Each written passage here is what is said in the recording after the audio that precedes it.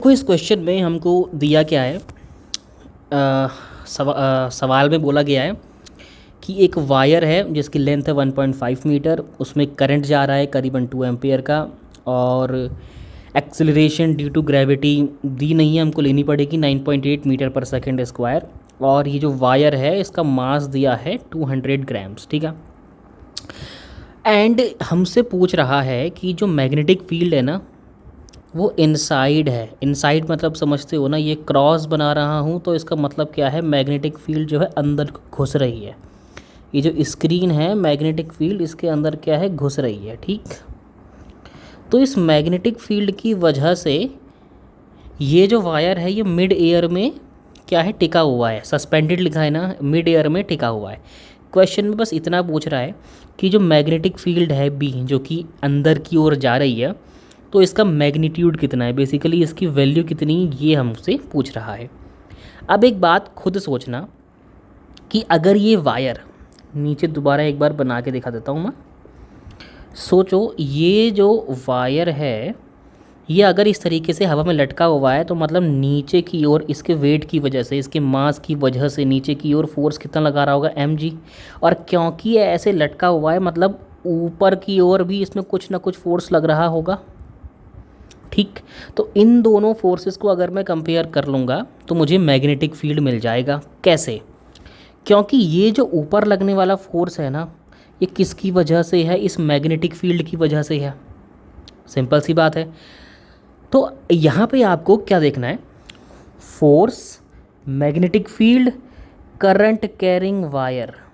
तो ऐसा कौन सा फॉर्मूला है, तो एक टॉपिक दिमाग में आता है, वो है force on A current carrying wire when placed in A external magnetic field. And वहाँ पर जो फॉर्मूला निकल के आता है वो आता है F=ILB साइन थीटा। अब ये फॉर्मूला आया कैसे, इसको मैं आपको एंड में बता दूंगा, फिलहाल बस क्वेश्चन सॉल्व कर लेते हैं। अच्छा, तो ऊपर की ओर जो फोर्स लग रहा है वो कितना है, ILB साइन थीटा है। तो हम ना क्या करेंगे, ILB इक्वल टू mg कर देंगे, पता है ना, क्योंकि ये वायर है, नीचे की ओर लग रहा है फोर्स mg, ऊपर की ओर लग रहा है ये कौन सा, F=ILB। साइन थीटा क्यों नहीं लिखा, तो उसके पीछे का रीज़न ये है, देखो करंट कैसे जा रहा है यहाँ को, मैग्नेटिक फील्ड कैसे है, अंदर की ओर है, तो फोर्स कहाँ को लगना चाहिए, ऊपर की ओर। कैसे निकाला हमने ये चीज़, कैसे निकाला हमने, F=ILB साइन थीटा होता है ना। ये जो साइन थीटा है ये किन के बीच का एंगल है, ये लेंथ और जो मैग्नेटिक फील्ड है इन्हीं के बीच का एंगल है, ठीक है।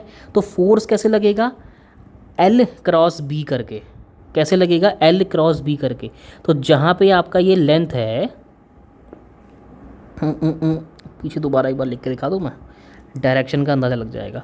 देखो यहाँ की ओर क्या जा रहा है, करंट, क्योंकि करंट स्केलर क्वांटिटी है तो हम इसकी जगह क्या मानते हैं, लेंथ, डायरेक्शन निकालने के लिए। और अंदर की ओर, अंदर की ओर कैसे दिखाएंगे हम लोग, मान लो मैंने ऐसे करके दिखा दिया, ये अंदर को घुस रहा है, ये क्या है, मैग्नेटिक फील्ड। तो यहाँ पे रखोगे आप अपना राइट हैंड और कर्ल करोगे इसे मैग्नेटिक फील्ड की ओर, आपका थंब पॉइंट करेगा ऊपर की ओर, विच इज़ द फोर्स। और ये फोर्स कितना है, ये फोर्स कितना है, ILB साइन थीटा नहीं लिखेंगे, क्योंकि करंट और मैग्नेटिक फील्ड के बीच का जो एंगल है वो कितना है, वो 90 डिग्री है। कि 90 डिग्री लगेगा नहीं, क्योंकि स्क्रीन के अंदर सीधा घुस रहा है मैग्नेटिक फील्ड। तो करंट और मैग्नेटिक फील्ड के बीच का एंगल कितना हो गया, 90 डिग्री। अब इतनी बात समझ में आ गई है, बस दोनों फोर्स को कंपेयर कर लो।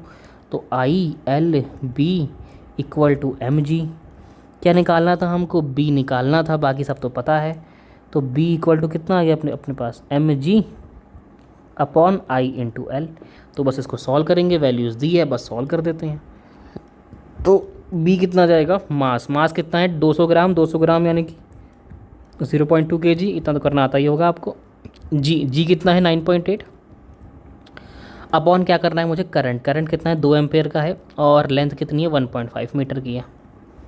इतनी बात क्लियर। अच्छा, ये एक के बाद पॉइंट है, यहाँ भी एक के बाद पॉइंट है, तो इसको इस तरीके से हम लोग लिख सकते हैं 2 × 98/100 × 2 × 1.5, 2 से 2 कट गया। अच्छा, 100 × 1.5 करेंगे तो कितना आ जाएगा, ये 98/150 आ जाएगा। अब 98 कितना 98 अपॉन 150 अगर आ गया है क्या मैग्नेटिक फील्ड, सॉल्व करो 15 से काटो 15, 15 6 90 होता है, ठीक है। कितना आएगा ये 15 6 90 हो जाएगा। और अगर मैं यहाँ पे सॉल्व करूँ तो पॉइंट लगाना पड़ेगा मुझे 80, 15 5 75, 6.5 और करेंगे तो 6.53 समथिंग आएगा, डिवाइड में 10 भी रहेगा, तो ये बेसिकली कितना आ जाएगा 0.653 टेस्ला। तो उम्मीद कर रहा हूँ कि आपको मैग्नेटिक फील्ड कैसे निकाला वो चीज़ समझ में आ गई होगी। अगर आपको ये जानना है F=ILB sin थीटा कैसे आया, तो यहाँ पे देख लो। देखो हमने क्या पढ़ा है ना, हमने देखो ये पढ़ा है, सबसे शुरुआत से देखो ज़रा, रिवीजन हो जाएगा। हमने ये पढ़ा हुआ है कि अगर मैग्नेटिक फील्ड है मान लो ये, और यहाँ पर कोई चार्ज पार्टिकल है, तो इस मैग्नेटिक फील्ड की वजह से इस चार्ज पार्टिकल पर तब तक कोई फोर्स नहीं लगेगा जब तक ये चार्ज पार्टिकल मूव ना कर रहा हो। तो अगर चार्ज पार्टिकल की वेलोसिटी v है, मैग्नेटिक फील्ड b है, और इसका चार्ज पार्टिकल का मैग्नीट्यूड q है, तो इस पे लगने वाला फोर्स क्या होता है q v b sine theta. इतना तो आपको आता ही होगा, है कि नहीं। यही फोर्स लगता है q v b sine theta. क्या बोलते हैं उसको, force in A charge particle when moving in A external magnetic field F=QVB sine theta. अब अगर मुझे क्या करना है, अगर मुझे कोई करंट कैरिंग वायर है, ठीक है ना, क्या है करंट कैरिंग वायर है, इसमें अगर मुझे सेम चीज़ कैलकुलेट करनी है, force on A current carrying wire when placed in a uniform magnetic field, तो कैसे कैलकुलेट करेंगे। देखो सिंपल सी चीज़ है, आप लिखो F=QVB साइन थीटा, ठीक है। अब ना Q जो है ये खाली सिंगल चार्ज पार्टिकल था, अब यहाँ पर इस वायर के अंदर तो बहुत सारे चार्ज पार्टिकल यानी कि इलेक्ट्रॉन्स होंगे, बहुत सारे होंगे, ठीक। तो अगर मैं इसका लेंथ मानूँ L, ये एरिया ऑफ क्रॉस सेक्शन मानूँ A, तो ज़रा मुझे बताओ कि इसके अंदर टोटल चार्ज कितना होगा। क्या बोला मैंने, इसके अंदर टोटल चार्ज कितना होगा। तो सपोज़ करो इसमें N इलेक्ट्रॉन है, ठीक, तो वॉल्यूम ऑफ इसका वॉल्यूम कितना आ जाएगा, वॉल्यूम ये क्या है सिलेंडर ही तो है, सिलेंडर क्या होता है बेस एरिया इंटू हाइट, तो वॉल्यूम हो जाएगा इसका A इंटू L, ठीक है।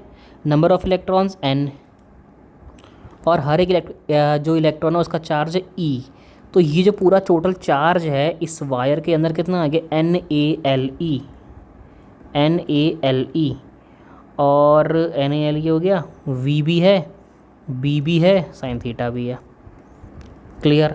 अब इतनी बात समझ में आ गई है, तो करंट इलेक्ट्रिसिटी चैप्टर में एक रिलेशन था किसका, N E A और V। ये V क्या है असल में, ये वेलोसिटी ऑफ चार्ज पार्टिकल था, इस केस में वेलोसिटी ऑफ इलेक्ट्रॉन यानी कि ड्रिफ्ट वेलोसिटी।